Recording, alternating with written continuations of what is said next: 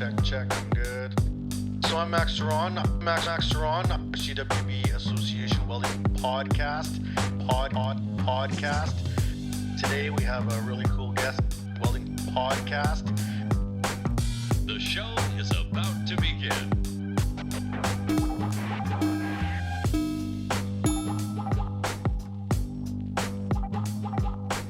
Hello and welcome to another edition of the CWB Association podcast. My name is Max Ceron and I'm with you guys as always for another fantastic edition with an interesting person coming to us from Ontario. We have Rick Jones from RJ2 Quality, which is a quality assurance company out in the east of me anyways. And how you doing, Rick? I'm doing just fine, Max. Thanks for having me on.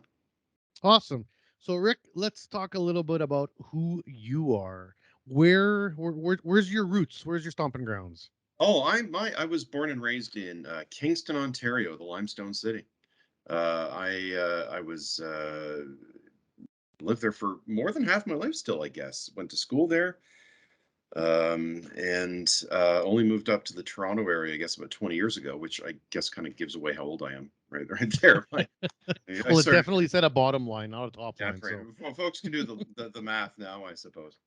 And yeah, I've lived in Ontario my whole life. Whole life. And so Yeah. you are proud and Ontarian? I am a proud Ontarian. I have ne'er have I lived anywhere. I've traveled around, but never lived anywhere else. In fact, I'm pretty sure I've lived literally every day of my life. I have lived within like a 30-minute walk of Lake Ontario. So there you go. That's I'm geographically limited to this little strip of land. Yeah. Well, if it's home, right? That's all you Yeah, need. So, as a young person, for people, this is going to be an interesting show because I got lots of questions about quality assurance and sort of some of the questions that I get fielded from industry throughout my career and also now working at CWB. But I want to kind of start on, how do you end up in the quality world?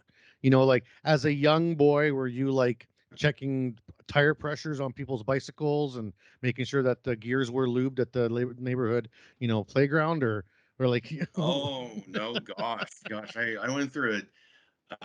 According to my parents, the first thing I ever wanted to be was a garbage man. I think I was impressed by the trucks crushing things, right? Mhm. Because when you're a little boy, you're into destroying things. And then I wanted to be a firefighter and a scientist and a baseball player. But one thing led to another, and the judge said it was either this or prison. So here I am. But no, what actually happened was. Back in the day, I actually started out as a lot of people do, I guess, working for my dad, and he ran a consulting company of his own. And Consulting for what? What kind of field? just sort of generic management consulting of the Okay. sort that he kind of had more of back in the 80s and 90s, when just an experienced business person could rent himself out to big companies. And he did consulting for General Electric and CSA and a whole bunch of other large firms. And he decided at some point along the way, I started working for him in the mid 90s. He decided at some point along the way that he wanted his consulting firm to be registered to the ISO 9001 quality standard. And so he accomplished that. And it was actually the first time, so far as anybody knew, that a pure consulting firm had ever been registered to ISO 9001. So it was kind of a unique accomplishment at the time. And so in the course of doing that, of course, I had to learn about that stuff, right? Because, of course, he dumped all the work on me because that's how a father-son relationship works in business.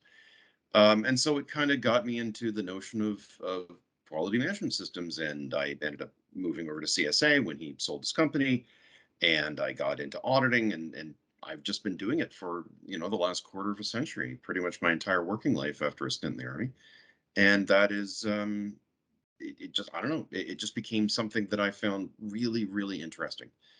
And eventually, through the course of working at CSA and then subsequently CWB, I got pretty good at it. Well, and your dad's an entrepreneur. You had that seed in you, obviously, because then it looks like you started your own business, and it's hard to run from that seed. That's right. Yeah, about 5 years ago. It's funny. For years, I said, I don't know if I want to run my own business because watching my dad do it, it was really, really hard. It's a lot of work. And then you're right. Eventually, kind of that seed grew, and I thought, oh man, you know what? I think I would like to try this sort of thing, and like so many people out there, I gave it a shot, and years later, I am, and I'm really enjoying it actually. What did I hear someone say? When you decide to start a business, it's because you either think you're too good for everyone or not good enough.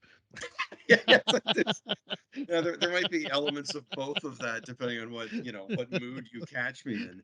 I like to tell people, this is the biggest jerk of a boss I've ever worked for.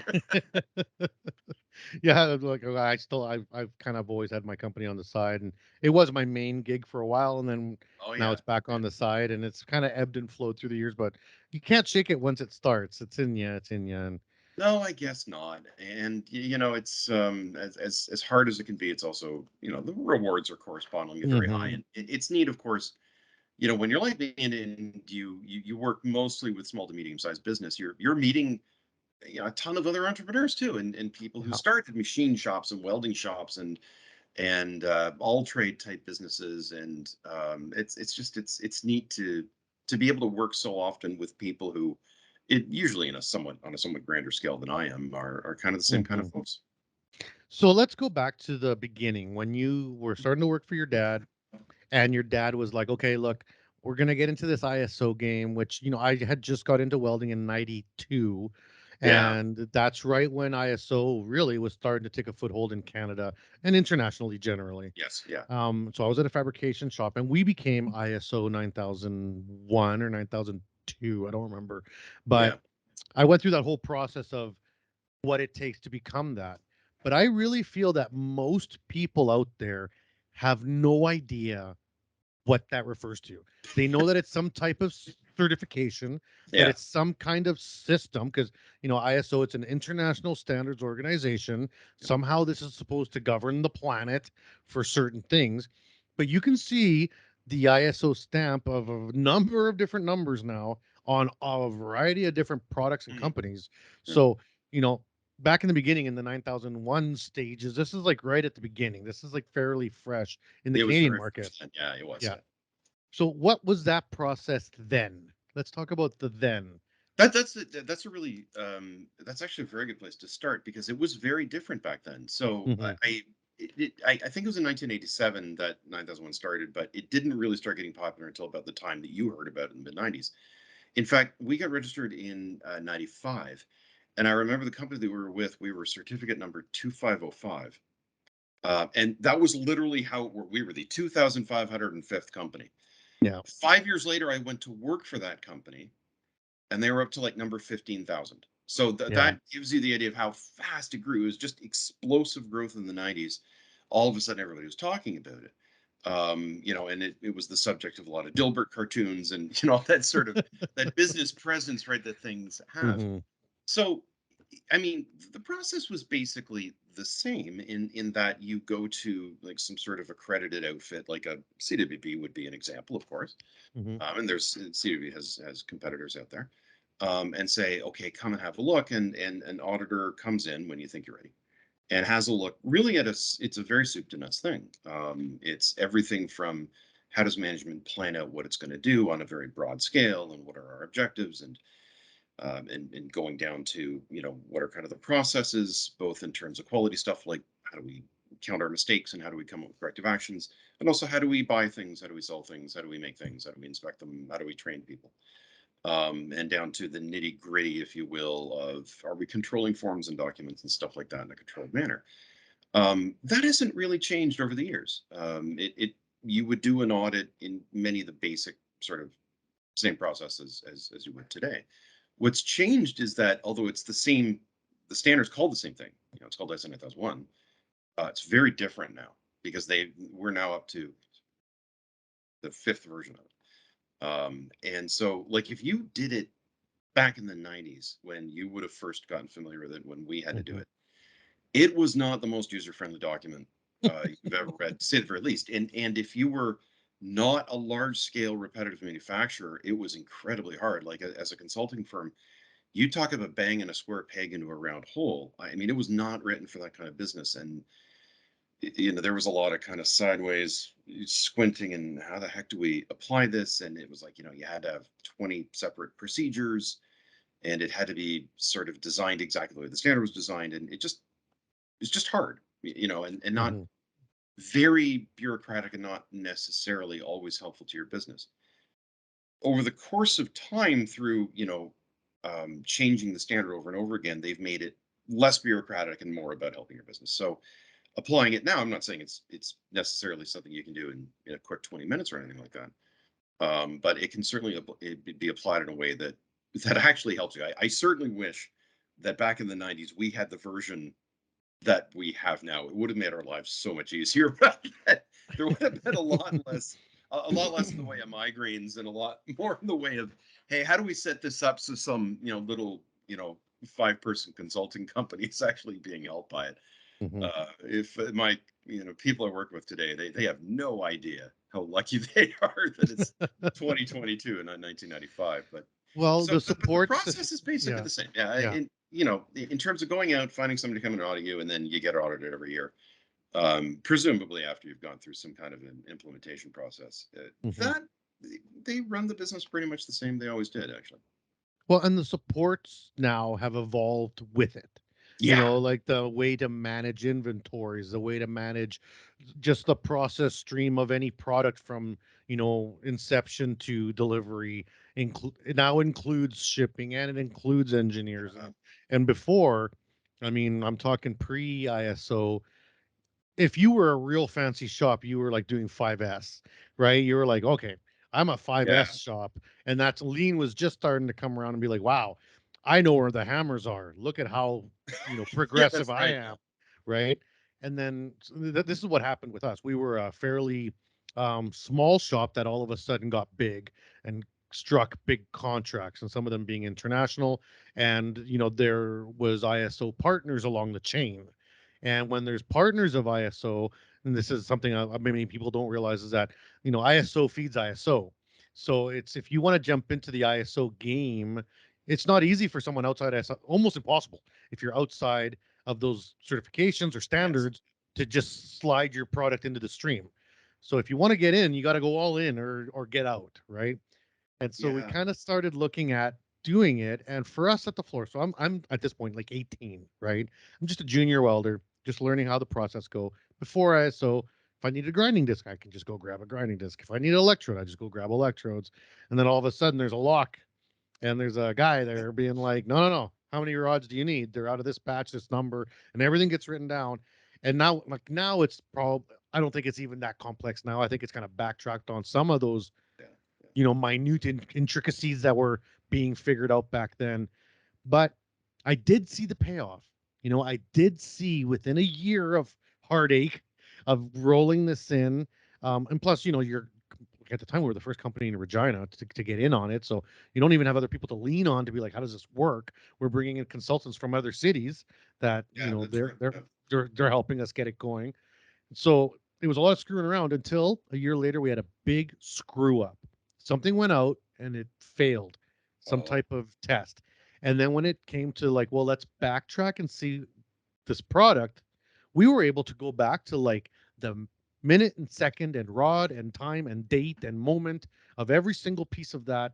And I was like, I remember being a part of that investigation and being like, wow, that that is incredibly useful tool to be able to micro investigate a product that in the past was like, it's out the door, I don't know what it is. well, I mean, think just in terms of how far computers have come, right, in the last Hmm. 25 years and what that's done for quality. Because 25, 26 years ago, it's easy to kind of forget how far we've come. It's not like Hmm. anybody was carrying cell phones. I mean, the smartphone wasn't even a concept. That wasn't even a term. Now, if you're doing QA, like, and stuff is going out the back, you can just take pictures of things. And I can't tell you how many times I've run into clients and they've said, you have no idea how much just being able to easily take pictures of loads has saved us. Where you get a client, they call you and they say, you didn't send the hardware with the shipment, and you say, well, I have a picture that says I did. And they look around and they find, oh yeah, you're right, we're really sorry, we just misplaced it ourselves. Or if there is a problem, you've made something wrong, it's one thing for me to sit in front of you and say, the thing, there was a scratch on this, and or the paint was bubbling or whatever, or the weld was spattering. It's quite another thing if I can just throw the picture up in like 2 seconds because we all have pictures on our phones, and companies usually have projectors, and boom, there it is. And now we can all sit around and look at it and say, oh, I understand what you're talking about because I'm seeing the same thing you saw. Yeah. Or just the fact that there just isn't as much paper flying around your business. And how do I know that Max is using, version 6 of the form instead of version 5? Well, back in the day, somebody had to be responsible for walking around the company and picking up all the version 5s and replacing them. It was just what a hassle. Now, because you go to a computer system for the version of the form, version 6 is the only one you can use. Yeah. And it's taken a lot of this sort of, grunt work out of the process and allowed you to just concentrate on, okay, what do I actually have to do to make this place more profitable Hmm. or easier to manage, or again, well, whatever it is you're trying to get out of it for your business. You hit a lot of points there in your comments. I'm trying to remember them all, Sorry, no. but that was the first one, and Yeah. I would have to say it's easier to do this stuff now for sure Yeah. than it used to be. And when people think of standards that aren't perhaps in the industry or perhaps not a part of a standards based workflow, the general assumption is that this is a process that's going to complicate my life. This Yeah. is something that's going to make things harder than they need to be. From as an early adopter of ISO, what would you say is like the main benefit or reason to adopt a process flow like the ISO standards? Well, in terms of, I'm actually going to jump on something you just said, which is adopting a process flow, and that's Hmm. really not the point. The point is what is your process flow? Yeah. Like, Yeah. it's if you're with ABC Incorporated, defining what it is you do, and then coming up with, okay, if our process flow is we do A and then we do B, then we do C and sometimes D and then EFG. How are we actually looking at A, B, C, D, E, F, G, and all those different parts of our process flow? And controlling each of those things and figuring out what could go wrong at stage A, what could go wrong at stage B, we're on stage C, and what do we do to ensure that either doesn't happen or is at the very least very, very unlikely to happen. Hmm. Which is why, now in the quality world, we talk a lot about risk. We didn't talk about that 25 years ago. 25 years ago, it was all about, do you have a procedure? Do you have a procedure? Now it's about, well, what's the risk involved in that? And maybe you need a procedure, maybe you need two procedures, maybe you don't need any procedures, maybe Hmm. this is a relatively simple process, and if you hire a trained person, then you're Letterbuck, you're good to go, and it's fine. It's up to the company doing it to say, okay, this is what our process flow is. What 9001 allows you to do, if you implement it correctly, is it allows you to do that in a way that's relatively disciplined and causes you to figure out what the risks are and to go through the rigmarole of saying, okay, here are all the things that have gone wrong. And based on that, we can figure out where to best put our energy to make things better. You can't fix everything, Hmm. but it will teach you in the fullness of time to figure out what it is you do need to fix. And I'm not denying the fact that there are, as you've already alluded to, of course there's marketing benefits. Of course there are, because there are some companies that won't deal with you unless you've got something like this. Hmm. And there's a benefit where companies will just kind of see you as being a little bit more legit and a little bit more dedicated to the concept of quality. It's a signal, if you will. It even helps you in terms of just talking quality lingo to people, because if you're talking to a big player, if you're talking to, be it GM or Raytheon or some of the big Hmm. company, when they talk quality lingo to you, when they call you up and say, hey, we need you to do a corrective action for something, it sure helps if you know what they're talking about, and you know what that means, and Googling it on the side. and you're not googling it, and they don't have to like send a guy over to educate you.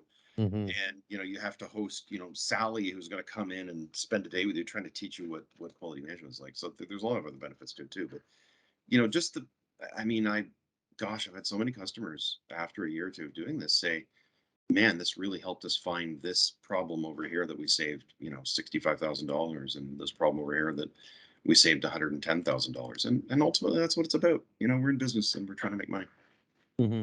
Now, is there a size company that would be like the minimum size that you think would be, in need of something like this?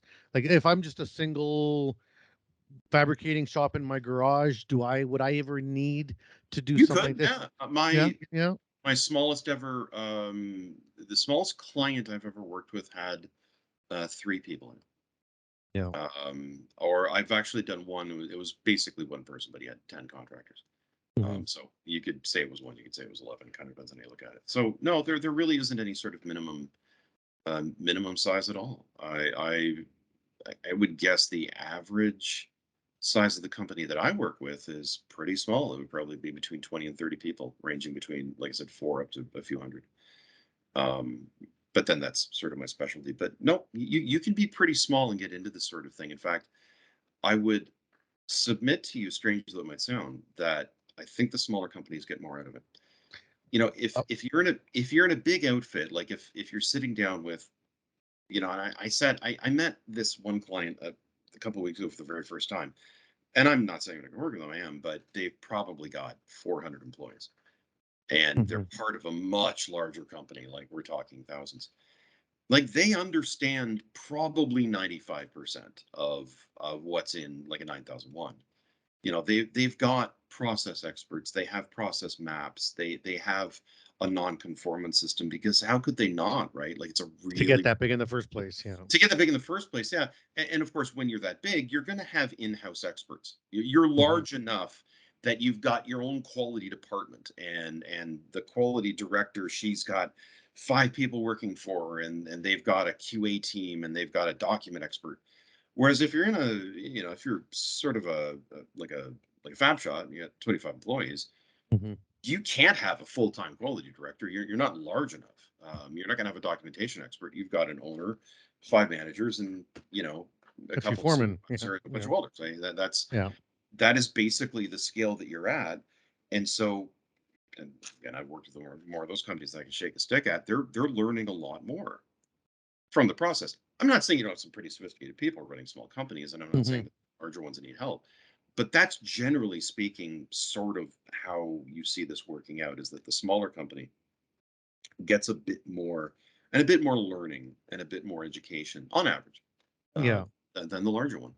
Now, what about the thought that if you're a smaller company and you get into this standard, or you're looking at these standards, and I can say like these standards, perhaps not even ISO, you're like, it could be There's other ones AWS, too. it could be whatever. Yeah. That, how much do you think that would benefit your growth going forward to just be committed to organizing at that level? It depends on the market you're in, of course, because if Hmm. in some markets it can result in explosive growth. I mean, if you have an opportunity, for instance, to in the province of Ontario, I'll use a local example, to work in the nuclear industry here in Ontario. A 9001 is kind of a minimum, and so if Yeah. you're a machine shop and you adopt 9001, all of a sudden that begins to open up to you. Hmm. Now, you might have to go a little bit further and get a standard called N299, but 9001 by itself is a tremendous foot in the door for the nuclear industry. It's a tremendous foot in the door for automotive. And if you're getting a little bit enterprising, you're like, maybe I can sell into Europe, and maybe I can open up that market, then it's a huge deal over there too, in terms of Hmm. being able to move things internationally. But it works on the other end too, right? In that you could just be looking for organic growth over the course of the next 5 years. But 9001, or again, a quality management system, really, Hmm. there are other standards too that are industry specific, but we'll keep talking about 9001. It can help you on the cost saving sides as well. And if you're just experiencing organic growth, but you're saving tens of thousands of dollars in Why in not? not, in not making mistakes, and not Hmm. scrapping stuff, and not angering a customer and causing them to buy less from you, Hmm. um, that's just as good as market growth. Money's money, right? A dollar saved, dollar earned. So it's it can save you money on either end. It can save you or make you money, I guess, is the better way to put it.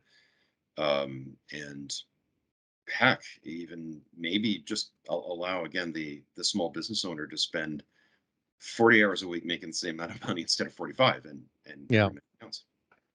Now, you've worked in Canada your whole life, in the same strip of land in Ontario. You worked for CSA, you worked for CWB. These are Yeah, Canadian standards agencies, or that's right. really, there's only one umbrella under the CSA, and then everyone kind Of of course, yeah. takes their piecemeals out of that.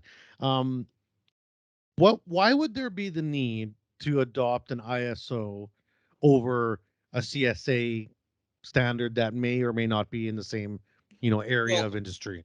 the benefit of an international standard, of course, whether you're talking about 9001 or one of the other ones, Hmm. because there's 14,000, which is environmental control, and there's a health and safety standard and a bunch of others. CWB does a really interesting one for energy management now called ISO 50,000. It is, of course, that it's recognized elsewhere. And actually the original ISO 9001, it was based on a British standard called BS 7750. And the reason you've never heard of 7750 is because it only worked in Britain, right? It wasn't really well known. Hmm. But the ISO themselves, they used it as their basis. So, if you can honestly say, hey, we're ISO 9001 registered, that is going to mean exactly the same in the USA, in England, in Germany, in Japan, in China, in pretty much every sovereign nation on earth that we're willing to do business with. So basically, leaving it like North Korea. No matter where you go in the world, that will carry a certain cachet to it because they are working off exactly the same playbook. ISO 9001 is the same in Canada as it is in South Africa. And so if you have a customer in South Africa and they're interested in buying parts for their mining operation, they will probably be looking for you to be 9001 registered. That's a very internationally common thing. And as we look in Canada to sell our standards out, which we do, Yeah. we try to sell our standards to other countries, whether it's CWB or CSA, or, it's the game. Um, you know, do we have clout? Like, I mean, it's if you're from the outside, so, like, let's say you're an alien looking at the planet, right? And you got these standards, and France has great standards, and Germany's got great standards, and Australia's got great standards, and then there's the international standard, and then there's other international standards that are lesser known, quality management agencies, So who wins? Who gets to pick the one that says this is what you need, or this is the best one, bang for your buck? How do you shop through that list? Well, in international standards it's actually, it's true of national standards too, but if you look at international standards, it's a very cooperative venture between all the various member organizations. So this isn't just dictated out of ISO's Hmm. headquarters in Geneva. What happens is they get an international technical committee together to not just write every standard, but go over them every 5 years or so and review them and see what they want to do with them. So if you look at the beginning of any standard, but we'll talk about ISO 9001, there is an absolute laundry list of names there of people from Canada, from the USA, from Europe, from Asia, from Africa, from South America, who got together and said, all right, this is what we want to do with the standard. We should do this and that and the other thing. There are advisory committees below the main technical committee that kind of feed information up in terms of stuff that is gathered internationally. Anyone who is involved in this can put in comments. They can send in complaints or recommendations or thoughts and stuff like that. And they review all of that stuff over the course of this 5 to 7 year review period, although this review period is a little longer because you know what. Hmm. And it gets fed up and they consider that stuff and put it together. So when they say that it's an international standard, I mean, it truly is. This is something that has had feedback indeed, from people here in Canada, Hmm. among others. So it's kind of a consensus thing, if you will. And I love that you bring that point up because I sit on many boards. I'm a part of many of these organizations where I get to Yeah, be one that. of the little voices that gets to be like blah blah blah. And I have people in the industry because I come from like welding roots, where in the welding world coming up, it was always like, where did they come up with these rules? Where did they come up? Who came up with this? Or why did they decide this? And now that I'm kind of moving into like the fence on the other side of the fence where I see where those decisions get made, all I can say is to them is like, well, then you need to volunteer to these boards. Like they are generally consensuses of subject matter experts that are brought in and paid by usually government money to help make these decisions. Yeah. So if you want to help with these decisions, you need to volunteer your time and sit in on 8-hour trade board meetings a couple times a year and these things, which, it doesn't sound so fun then, but really that's where those decisions kind of get made, right? Or, I mean, at least make sure that your voice gets heard through commentary or whatever. You got to remember Hmm. that people putting together this thing, they want the standard to be used. They don't want it to collect dust on a shelf. Hmm. They want it to be popular, and they want more companies to adopt it because they really believe in the concept of standardization. So if they start hearing, from multiple people that, hey, we don't like this section, we don't understand it, we don't think it's well written, they'll change it. I mean, they are absolutely open to that sort of criticism. They want to hear about it. And boy, if you look at the current version versus where it was, like I said, 30 years ago, it's Hmm. completely different. And almost all of that is based on hard lessons that have been learned from the field and passed up. Hmm. Okay, well, this is a great time to take a break. Okay. We're going to go to the commercial sponsors here for about a minute, and then we'll be back here with Rick Jones. So thank you for tuning in for the CWB Association podcast. We'll be right back in a minute. Don't go anywhere. And we're back here on the CWB Association podcast. My name is Max Ceron, and I have Rick Jones here from RJ2 Quality talking about standards and all the different types of standards. And we've been talking about ISO 9001, which is kind of like the inception standard that kind of got the ball rolling here internationally. I got a question in terms of now, I want to start narrowing it down into Canada. You've had a lot of experience working with CSA and CWB, and one of the things that we have to be very conscious of or cognitive of in Canada with any job is our American partners to the south. And it brings up a very interesting context of in terms of a nationalized standard versus privatized standards, Yes. which in the US everything is privatized right from the top to the bottom. And there's always this concept that you have certain freedoms with privatized standards to perhaps be more nimble and evolve faster, but less clout of not being nationally governed. Kind of, what are your thoughts on that conversation, or maybe some of the experiences you've had? I mean, the thing, and I think one of the reasons that it has become so popular is that the great majority of any interaction you're going to have when it comes to ISO 9001 is with a private business. Hmm. It is generally perceived as being that something that private business has chosen, that has been, not dictated from on Enforced, yeah, high, yeah. because it couldn't have been, right? I mean, Hmm. certainly in any country I've worked in, and I have done a lot of work in the States. It's not as if the government was telling people, "Hey, you got to get this." It was private industry that kind of back in the 90s sort of collectively moved towards this sort of thing, seeing it as being a bit of a solution to the problem of knowing what it was you were going to get. The history of standardization goes long before ISO 9001. Hmm. It's a problem that businesses have been working on for pretty much the entirety of the Industrial Revolution. And so, if you're an American company, you are getting ISO 9001 not because it's being imposed on you by a governmental agency, but because your private industry customers want you to get it. And then you reach out and you find a consultant to help you implement it, who is presumably a private business. And then you get an audit from, some registrar, and they're all private businesses of one Hmm. form or another. Even CWB is not part of the government; it's a private organization, Hmm. albeit a not-for-profit one. And so you never feel as if it's being imposed on you by the government. You might get some people sighing and saying, "Oh man, here's a thing I have to do because my customers want me to do it." But that's what business is all about. It's doing Then things that's that your your customers. customers, yeah. I mean, ideally, they would send you checks without you having to do anything for them, but that's just not the way the world works. And so it really has been an interesting example over the course of the last 3 decades of private business organically kind of solving its own problems without the need for somebody on top to impose a regulation. Mhm. And these regulations, would you say that so let's compare ISO to perhaps AWS or CWB Mm. for welding. Would you say that they are above, equal, same page, lacking or better? Like, because I mean, that's a question that gets asked. Well, which is the better one? And that's really hard to answer.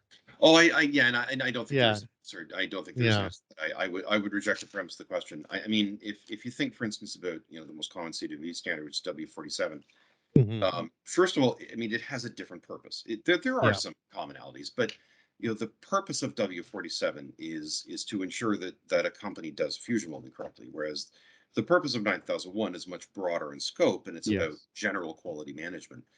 And the thing is that there is some cross pollination in terms of the people who work on those standards. When you talk about W47, that was put together by a technical committee that was supervised by the Canadian Standards Association, which is a member organization of ISO. And so you probably would see one or two of the same names in some of the technical Hmm. in those two standards. So they really have different purposes. And if you were to go below W47 to things that are even more specific, for instance, there are standards for making sure that your toaster doesn't electrocute you or burn your house down. There are Yeah. standards for making sure that your hockey helmet can take a hit without your brain scrambling. Um, Same thing. Those are Yeah. standards that were written by a technical committee at CSA. And again, you might find somebody on the same technical committee for those two things. They're all, they go through the same, different though they might sound, they go through the same process of getting that consensus. And so, a company shouldn't think of it in terms of, if you're a welding company, you shouldn't think of it in terms of, well, I should do W47 or I should do ISO 9001. Really, you should consider doing both because Yeah.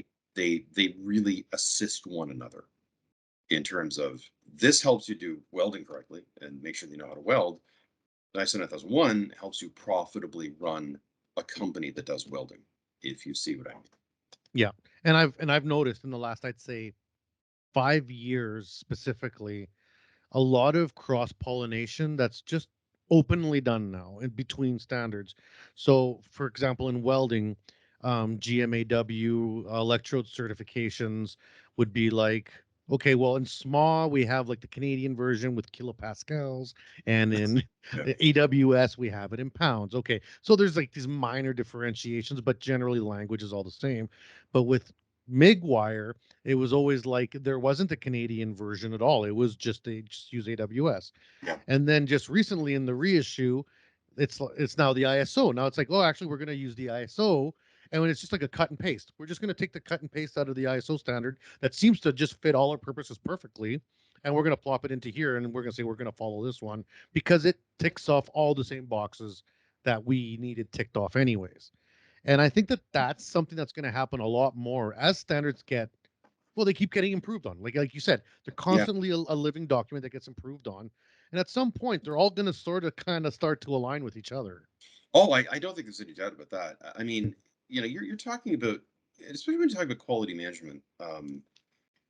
It's a relatively new concept, right? I mean, we've only been doing this for 30 or 40 years in its modern form. 30, 40 years is nothing. I No. mean, we've been welding things for well over a century. So most of the kinks and problems in terms of how to weld things, they were worked out, many, many, many years ago. It's a Yeah, very those bridges fell a long time ago. yeah, exactly. That's right. Yeah, yeah. I'm always reminded of the Tacoma Narrows Bridge video we've all seen where it's like wiggling like this. That was an engineer. Blame the engineers for that, though. That wasn't the welder's problem. The engineers messed that one up. Bad But rivets. we're just in the adolescence of quality management, as I Hmm. like to put it. It's a relatively new thing. I mean, health and safety management is probably 20 years ahead. And we are always kind of adopting in quality management what they were doing in health and safety management 20 or 25 years ago. And so, yeah, as it develops forward, you're going to see more of that. Just in the last 10 years, they've taken some of those standards I was talking about, ISO 9001, ISO 14001, ISO 18001, 27000, and come to the, kind of obvious and yet relatively recent conclusion that, hey, you know what? They should all be organized the same way. If you look at section 8.4 of one standard, it should basically be this, that's purchasing, right? That Yeah. should be the same in 14,000, 27 and 50. The Uh, eighth and chapter yeah, forever yeah, shall you now should be always do the same purchasing. chapter. Yeah. You Yeah. shouldn't have to like leaf through one and be like, okay, so 8.4, is that 6.2 or is that chapter 7? I mean, it's a simple thing, and yet by doing that, not only do they make it easier, but of course now it's like, okay, when we go back and we review these standards, we're going to make sure they're all as good as we can possibly make them. Um, Yeah. it's a simple thing, and yet, like I said, that only happened really in the last 10 years. So it's a relatively new concept, and um, I think I just in my 25-year career have seen enormous improvements, not only in the documents that we're talking about and how good ISO 9001 is, but in the quality, frankly, of the consulting and the auditing that you see out there. It's much better than it was once. We've just learned Yeah. as Well, it's as still as young, like you said. it is, yeah. And like, I mean, in 30 years, the same person that invented it, that their shop could still be still working there doing it. Like they haven't Yeah. even gone through a retirement cycle yet. Like, Yeah, that's quite literally true. I mean, I was trained in this by like the pioneers, by the very first smartest people who ever got to be quality auditors. mhm. I mean, legends in the industry. So really, I'm just second generation. I'm almost generation 1.5, really. As it were. But I mean, yeah, I could certainly tell stories all day about that sort of thing. But it's the industry's pretty good now, I think, and getting better. You brought up the term of safety, and I kind of we were going to head there one way or another, because that's kind of the next push in general for everything. Yeah. And it's not, and I want to put the caveat of like, we're not going towards safety because we all want, or every company or every organization cares about you so much, but it's the cost of being unsafe Mhm. has gotten really high. The cost of being unsafe before was a $5,000 check and a turkey for Christmas for the family, and we're good. But now it's major deal, and there's government restrictions, and as those standards, like you said, health and safety was perhaps 20 years ahead of the curve, perhaps just for legal reasons. We are really seeing those standards creep into all industry standards now. Mhm. It wasn't just like, you know I'd say 20 years ago we started having the mandatory, well, the first chapter of everything is health and safety, and Yeah. that was like as far as it would go. All right, we got chapter 1 out of the way, done. Then it turned into, okay, the first meeting of every month is safety. Now it's the first meeting of every day. Now it's like it's in your documentation at every step. There needs to be a clear indication of the safety parameters around every step, right?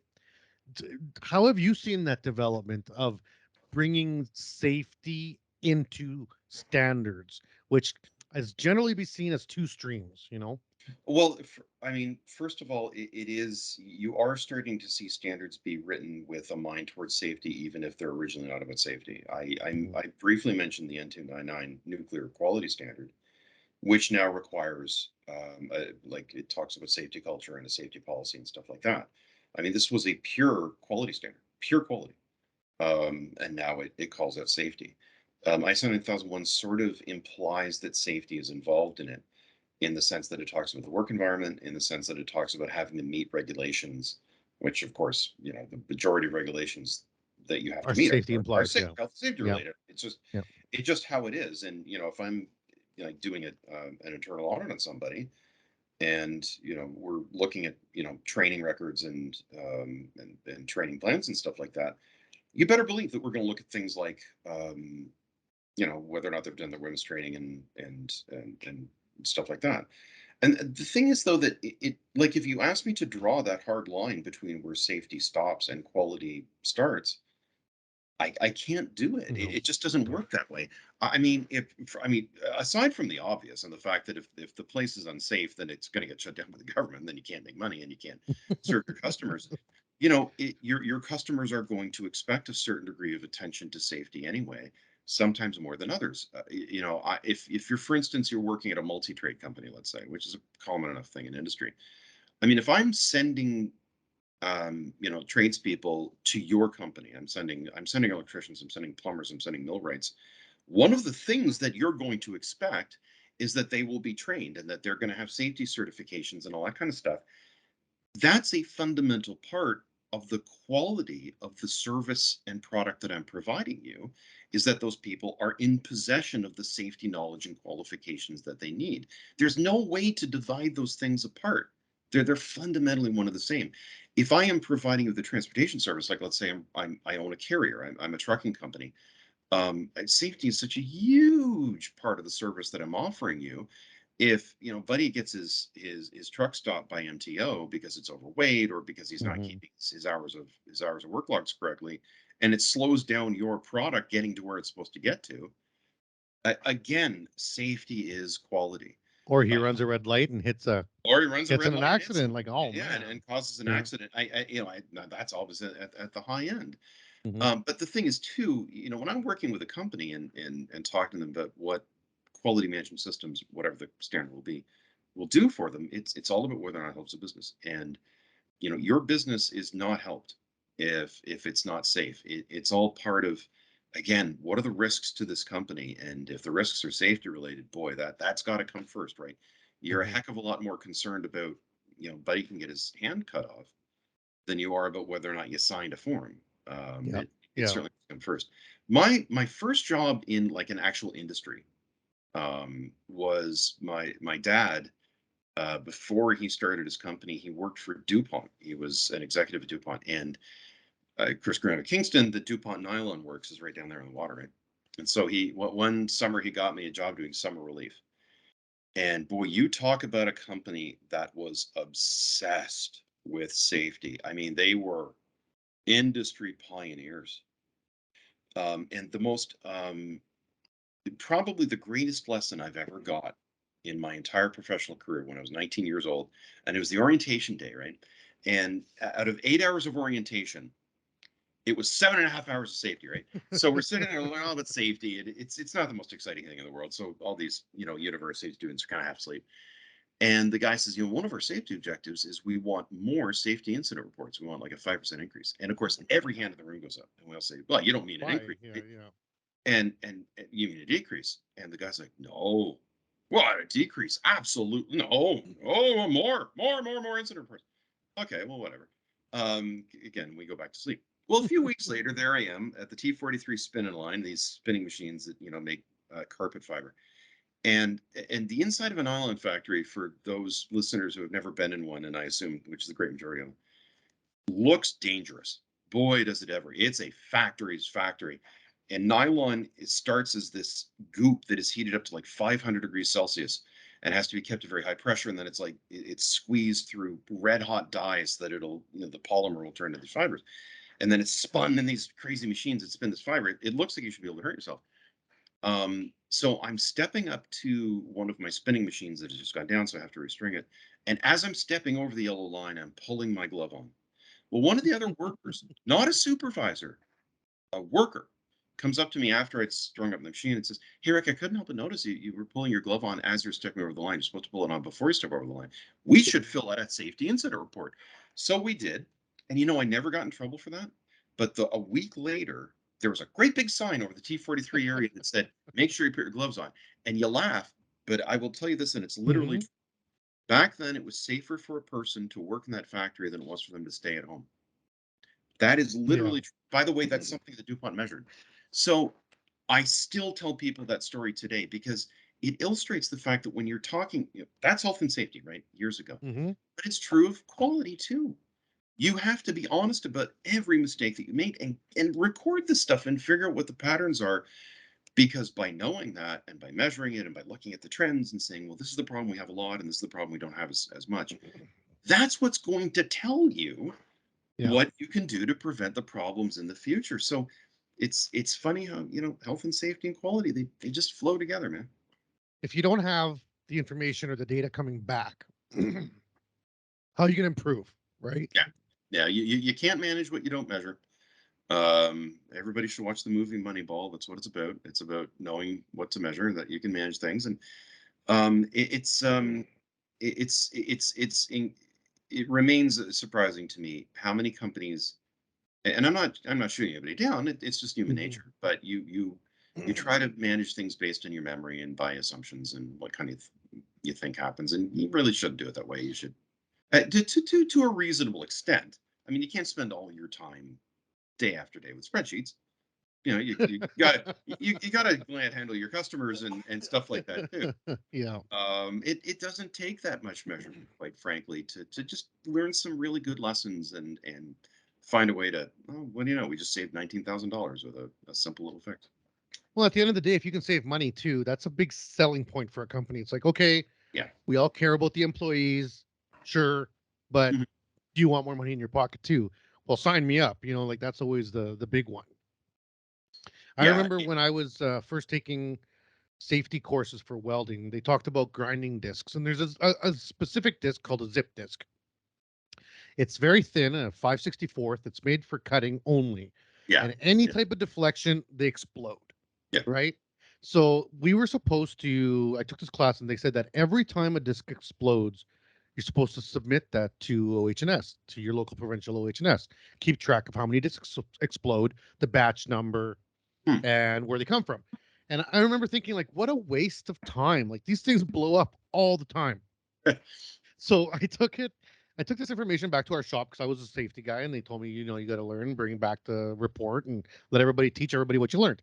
So I'm telling this to everybody, and I'm getting eye rolls from around the room of all these welders being like, "Yeah, but these discs blow up all the time. Why would I record that?" And I said, "Well, this is what they told me. If we don't record when they blow up, then we can't complain about them blowing up all the time, because how are they supposed to make it better if they don't know if they're blowing up? Yeah. As far as they know, they sold you a box of 50 discs. They all worked 100% awesome, Yep. and everyone's happy. So if we don't tell them that 60% of these exploded and almost killed someone, then how are they going to improve their product, Yeah, that's the thing that they don't know, right? and they don't know what sort of businesses they explode and what sort of product was being cut when they explode and stuff like Hmm. that. But the thing is, you do, and it's not uncommon for me to see companies that have had some old system or something like that, and they're trying to record things, they're trying to measure things, but it's just incredibly difficult to do, and it's way more time consuming than it has to be. And that's when you have to get into the fact that one quality system is not like the next.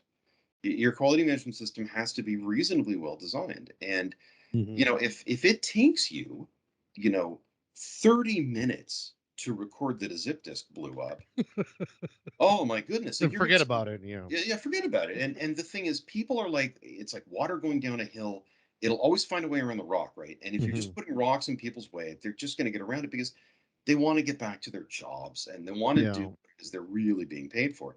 So if you can take that exhausting 30-minute non-conformance process and figure out a way to cut it to 5 or 10 minutes, or just make it more efficient in general, that you can get it done quicker and easier, all of a sudden people will start to see value in it. They'll say, "Oh, it only took me 5 minutes, and then we came up with this fix." So it's certainly the case that a system, especially ones maybe that've been around for a long time and sort of a bit long in the tooth, and having grown with the company, um, like some are definitely not as good as others. There's no doubt about that. You can do it wrong. You have to do it right, Yeah. um, so that you are, again, it's a business, and it's a business tool. It has to support the business. You got to put X into it and get way more than X out of it. Now, your business now, when you decided to venture off and start your new business, was five years ago. I think it was about Yeah, 6 years ago. yeah. Um, did you have a plan after working with all these different standards organizations? Were you like, I'm going to go start a consulting company and I'm going to push X, or I'm just going to have my door open and people are going to come and ask me for help and I'll kind of match them with what they need? Boy, I'd love to tell you that I'm the world's, that I'm the Elon Musk of consulting companies, but as you can probably, I don't own my own 767, so yeah, I should say yeah. Yet. Yeah, Yeah. it's funny because I think, like a lot of businesses, when I first got into it, I'm like, okay, I'm going to be all things to all people, Hmm. and you learn very swiftly that that's a terrible idea, and you just end up Yeah. getting things that you're not good at, especially when you start out small. And so I learned very quickly that, really what I had to do, was concentrate on what I do well, which is helping small to medium sized manufacturers. And it's not that there aren't other things that I can't do, because there are. And within the phrase "help small to medium sized manufacturers," Hmm. there's potentially a lot in there, because you've got Hmm. training, implementation, and internal audits and stuff like that. But And the stage the company's at, whether they're well, in the new stage, and coming up or old and they brand new? Are they yeah. old? Do they need a Hmm. whole system implemented? Do they just need somebody to come in once a year and audit the system they already have? Hmm. They need somebody to come and do a couple of days of training so that they can do their own thing and not have to Yeah. rely on Yeah. consult. That's fine too. But by concentrating on that, what I've found is that, I got way better at it, and I Yeah. was always pretty good at it. But you start to, you start to realize that it doesn't take that many expertises to really help industry out.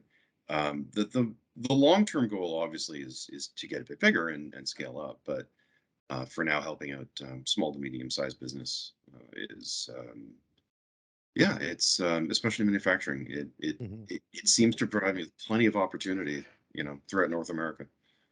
And so, how does it work for remote? So, like, you're in Ontario, there's an audit Mm. process, and say a company from BC reaches out to you and says, "Hey, Rick, can you help me with this? I'm looking at doing X with my company." How much boots on the ground does there have to be for that process to happen? I mean, generally, it depends on what you're doing. If you're doing the full Monty, like let's say the company from BC calls and they're like, we need ISO 9001. Mhm. You could probably do 3/4 of the work at least remotely, and that would be the sort of thing where what I would tell a company is like, I'll come twice. I'll Yeah. come once early in the process, which is when I'll learn of the company, kind of get the lay of the land, figure out what's going on, sit down with you, and and to cut down on travel, if you will, then let's, 2 visits, one at the beginning, do the rest of it by Teams or Zoom or whatever their Yeah. preferred. And then a final sign off walk. Exactly. And then at the end, you show up, you do like you kind of do the test audit, the internal audit and a manager review meeting and stuff like that. Because now we only have to fly the choice. Which is well, that's a process I'm going through with Hmm. an outfit in Cleveland right now. But you can, a lot of it can be done these days. I don't know that you could have done this 20 years ago, but Yeah. these days you can have some really good team meeting sessions, right? And sit down with a group of people and just have a grand old time, going through processes and going over documents and stuff like that. So even here in Ontario, a lot of the business has successfully been done online. There is something about meeting a person in Yeah. And it does change the dynamics have changed over the last quarter, the quarter century, just in terms of the conversation of, do I need to be there? yeah. I think it needed to happen before.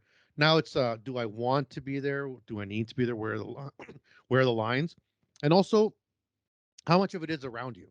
If there's 60 companies in your area that are all 9001, then you have things to kind of look at and be like, oh, okay. You can Yeah. kind of get an idea, kind of get to the lay of the land of what's going on before you even reach out. Whereas I think, 25 years ago, you were you were reaching into the dark closet for a shirt that you hope would be in there, and Yeah. you weren't quite Yeah. sure what you were going to get. I remember taking lean training in the mid 90s, and they actually had to fly somebody in from Japan. Like, are you Well, kidding yeah, me? You're no, flying of someone in course. from Yeah. Japan to learn lean. Now you can take lean online for free. Like, Japan was the only place that you could get an expert on it. And now hmm you can go on Amazon, order yourself 2 or 3 books, listen to 3 or 4 different podcasts, watch a couple of YouTube videos, and then you're if you pretty go good. into any reasonably sized company, you're probably going to run into 2 or 3 people who've done the training or have Yeah. done Six Sigma or whatever the case might be. So I mean, the resources out there are just, exponentially vaster than what they used to be. And yet, especially in manufacturing, man, there is no replacement for going there, hmm standing on the factory floor Getting a and looking vibe. around and Yeah. understanding that there just isn't any replacement for that. And even if you go in just once or twice, I really do believe that you have to, if you truly want to understand what a company is doing. It is you've got to stand there. You got to talk to the folks on the floor. You have to see how things are received. You have to see how the machines are arranged, what the lighting looks like, even and all that kind of stuff. There's just no replacement for it. All right. We're almost at the end of the interview here, and I wanted to kind of go off on a little bit of a weird tangent to see if Go ahead. in the future of so safety kind of got brought in because Yeah. it was like, okay, we have safety stream and we have standard stream. They're one and the same. And we know that now. And we kind of should have known that from the beginning. It was dumb of us as humans to have separated them maybe in the beginning at all. Right. It was kind of like the downfall of the industrial revolution was the safety aspect. Now, in the new markers going forward as a CWB director and what I see in industry, so much push now is in terms of equity, inclusion, and diversity. Mm.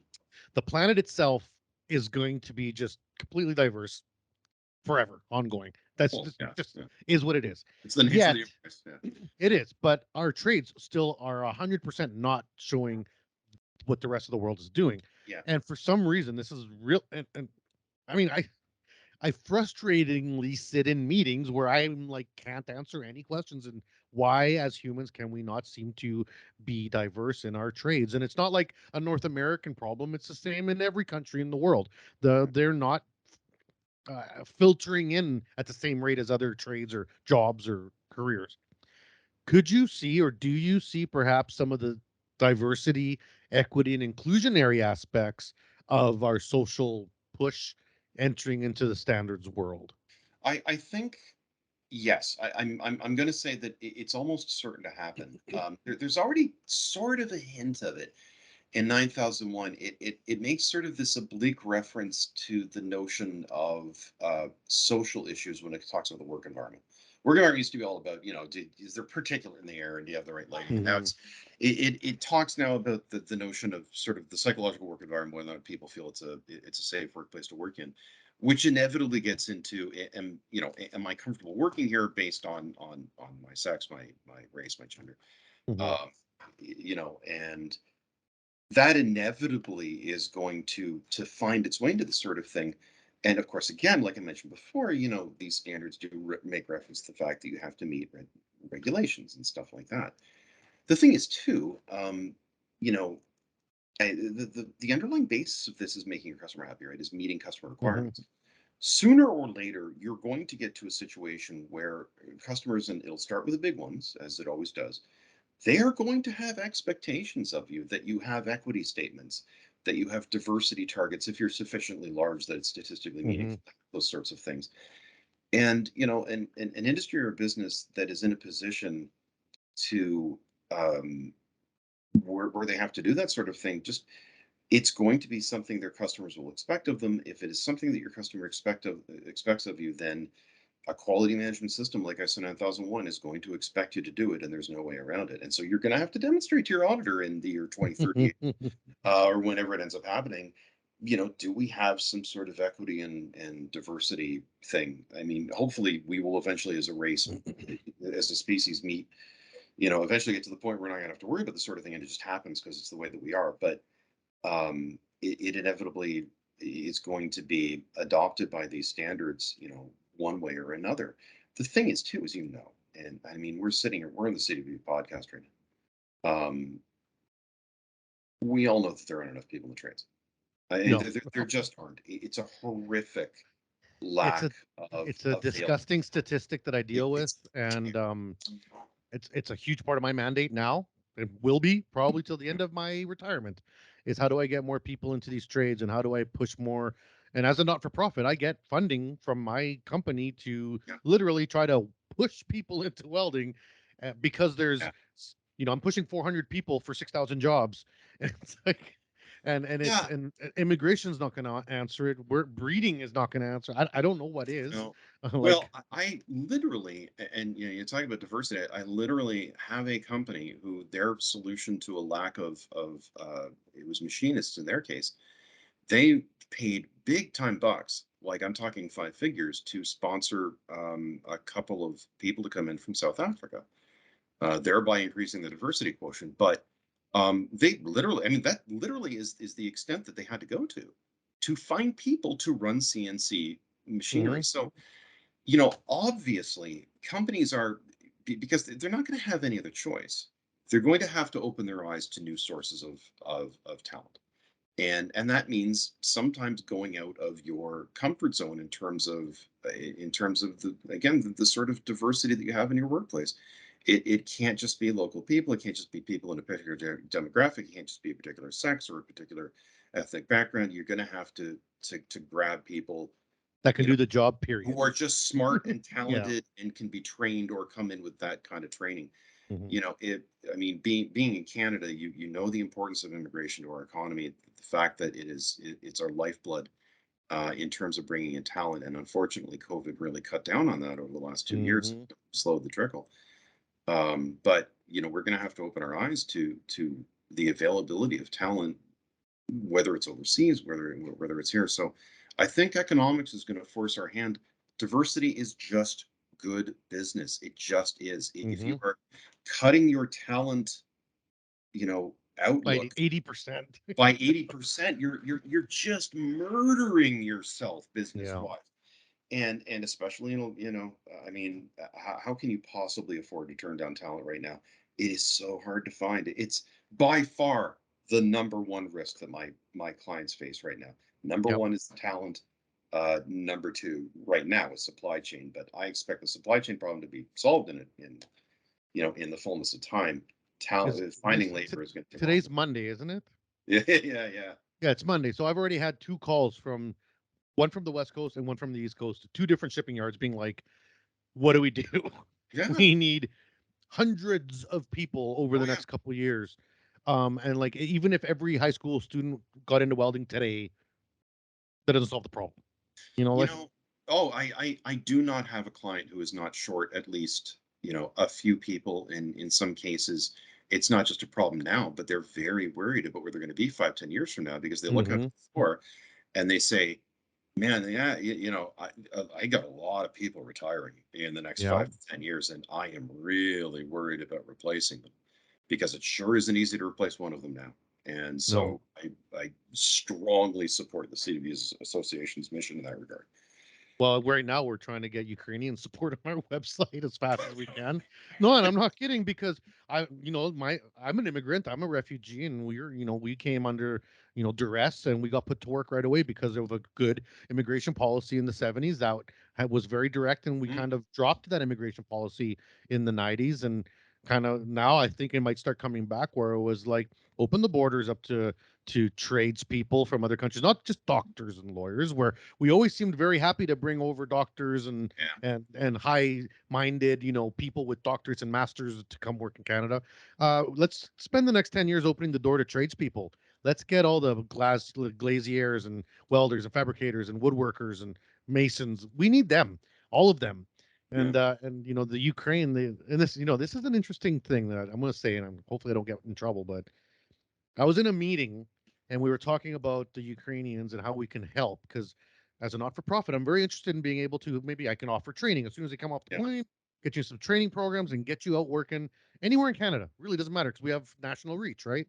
And it's like, okay. And it's like I got told, well, the first few waves might only be women. So I don't know if that'll work. And I was like, Why wow, not? isn't Yeah. that just stepping backward? Didn't we just go back in Yeah, time 40 exactly, years man. here? Like that is actually the best case scenario I can think of. If you hand me 400 women fresh off of an airplane that are willing to weld, you know what? I guarantee you I'll find funding for every single one of them. Well, I tell you what, if women could weld together the fighter planes, battleships, and tanks that helped us win the Second World War, I'm sure they can weld together whatever we need them to do. Yeah, I think we're okay, guys. Like, Yeah, jeez. a 45,000 ton battleship can't be any harder to weld together than anything else. And the thing is, though, we still have to develop the talent ourselves because, like, I remember when I was at CWB, 6 years ago, you know, we'd had a lot of success at developing these sorts of skills. At the time, it was in the Philippines, and there's a lot of talent coming from the Philippines. But the thing is, you don't want to screw up the Philippines' ability to run an industrialized economy either, because we're all better off if every country in the world is as developed and as rich as possible, because then we can all trade, and the world is better off as a whole. So you don't want to strip another country of its Just deplete talent, them. Yeah. and you're just giving them the same problem, which in a way is the same thing that companies are going through now. Because if a welding company says, "Oh man, we are really really desperate for labor, let's just jack up our rates." Our The pay, wages. that's Yeah. fine. But you're just pulling them away from another company that now is faced with the same problem. You're hmm not helping the Canadian economy as a whole if people are just on this cycle from one company to the next. And so ultimately, at the end of the day, it is, as you've already alluded to, you gotta get people coming out of high school to get into the trades and to see it as a really good career, because Lord knows it is. I'm trying to convince. I have a teenage daughter, and I'm trying to convince her right now. Maybe you should go into the trades because there is a lot of opportunity there. Yeah, and the trades doesn't mean dirty anymore. Like this is 2022. You can be in the trades and not ever get dirt under your fingernail and make 6 digits after a 1 year program. Like I mean, out here in Ontario, like the Well Tech program at Conestoga or Mohawk. Like I mean, those are amazing programs. You get to work in cool labs and man, I just did it the dumb way, being a grunt and Or look, if you don't yeah, mind getting your hands dirty, why not? The yeah, thing is, yeah. and if I could close that topic on one note, as I go from place to place, and I go to welding companies, I go to machine shops, and I go to woodworking shops, every single one of these companies, whether they have 20 employees now or 220, every one, Max, was started by somebody who started in that trade. The welding company was started by a welder. The machine shop was started by a machinist who scraped up his or her money and got a second mortgage. and borrowed as much money as they could. 20 years started later, yeah. in a garage, Yep. and yeah, 20 years later, they employ 48 people. That is the backbone of an economy. So let Mhm. me ask you this: if you don't have the tradespeople in 2022, Who's who are starting the those entrepreneurs? companies? Yeah. Who are the entrepreneurs of 2042, my friend? Yeah. Yeah. It's concerning, and it's something that we really need industry to get together and to convince the government that this is something worth. I know we're way off. I sent 1,001 now. It's Yeah. Yeah. No, it's a this is bit of a great because, passing subject of mine. but I warned it was going to be a tangent because I knew it was going to be, but that it is important, and this is yet another stream. And this is very much what the podcast's entire mission is to just let people hear the stories of the streams of Yeah. everything that's available, every possibility of career. You could be as nerdy or as jockey or as heavy metal-y or as whatever you want. No one cares. The steel trades will take you. And you Yeah. just pick your career. Like there's so many Yeah. angles. Yeah. Yeah, and here I am working in the Yeah. steels, in this very odd quality management angle. So for the listeners on for the final question of the episode, what would you say to someone perhaps that's listening, perhaps coming out of high school, or a young person looking at their career path now, and they're interested in perhaps the safety path or the quality assurance, quality control path? What would be the starting points? What perhaps courses should they be looking at? Which standards would they maybe want to get integrated in, or what's a good stepping stone? I mean, if they were going to get into the quality, if they're interested in quality management, if this is something you're interested in, if you're starting out, you're coming out of college or university. I Mhm. mean, go to college, university. It's always a good thing. And you know what? Just build up your industrial skills. You don't want to start in quality. I think you want to get yourself a background with some kind of experience working in some sort of industry, because a good quality management person understands business. A good quality management person doesn't just have a head full of quality; they understand an industry sector. Because if you're going to sit in front of the president of a company or some entrepreneur and say, hey, I've got quality ideas for you, if you don't understand that industry sector, that kind of business, you really can't advise them on quality. It's not about just doing inspections, it's about knowing how that meshes with that man or woman's business needs and what it is they're trying to get out of this their baby, their and Mhm. by baby it could be hundreds of employees, right? It could be a really Mhm. important thing, and you really do have to live between both the worlds of the boardroom and the production floor. So start there, and you know what? Grab as much quality experience as you possibly can as you go. Yeah, train, train, train. Yeah, And train, it's train, always train. moving. It's always moving. Oh, of course it is. Of course it is. And eventually, I can tell somebody right now that you should start at taking an internal auditor course. You should probably move on to take lead auditor course, but take as many quality related things as you can. You mentioned lean manufacturing. Great idea. If you can take a I course or loved even it. It's 3 helped me books. in life in general. Lean is neat. Six Sigma is neat. Just Mhm. what, getting involved in a 5S process. That's a great idea too. Mhm. It teaches you a lot about quality. As it's just seems like a cleanup thing. It's really not. It really is kind of a process based thing. So Mhm. the more you can learn, the better. I'm 50 years old. I'm in industry for the better part of a quarter century, and I learn every week. Yeah. That's awesome. And that's great advice for everybody out there to get involved. And of course, shameless plug, CWB has a number of great courses that you guys can take. Certainly do. Yeah. We- Including our internal auditor course, which I teach on CWB's behalf. We run one every single month, so log on to CWB.org and you can learn all about it. Yeah, and we also have free classes now too. So through the association, we're offering free courses to all our members, which is new, just started this year, and we are hoping to fill classes as fast as we can. They are all soft skills, so they can be either from computer skills to management classes. So make sure you check our calendars every month. We have new classes offered up every month for free for our members. So, Rick, this has been great conversation. We have blown past an hour like nothing. Yeah, it's been a blast. Do I get one last plug in at the end? Yeah, go ahead. It's all Yeah, yours now. I'm at RJ2 Quality. That's RJ the numeral 2 quality.com. My name is Rick Jones, and you can always reach out to me through that website, or folks at CWB know me. So I'm sure if you call the sales team and say, hey, I want to talk to that Rick Jones guy, they All will right. to tell you how to get a hold of me. And he's got a really good LinkedIn page too. Lots of information there, easy to find, and the company's up on there, which is how I did my research. And I I just Googled the guy, man. You find everything you need on Google now. Yeah, even with the last name Jones, which is like the most Well, there you know, was about 8 Rick anonymous Jones. last name. I figured you weren't the grade 4 teacher in Oklahoma, so That's right. Yeah, there's a teacher. There's Rick Jones is apparently the name of some superhero. Is it like the Green Lantern's friend or something? I don't know. But and then there was a soccer coach, and there was a race car driver, and there were the 2 baseball players. So you can you can certainly live your life pretty anonymously if you're Rick Jones. It doesn't help if you're running a business. all right, buddy. Well, I'm sure we'll circle again. I hope to see you at CanWeld if you're going to be in the area, and Yeah, at, absolutely. I do plan on going this year. Yeah, for okay, sure. good. It's nice to be able to get out and go places, isn't it? Yes, it is, and all the sessions look really good. So I know there's going to be lots of brainy stuff going on there. Us old welders, we can still learn. So, All right, I'll see you then. all right, take care, Rick, and I Thanks for really having me on, appreciate Max. I really appreciate it. it. You bet. We hope you enjoyed the show.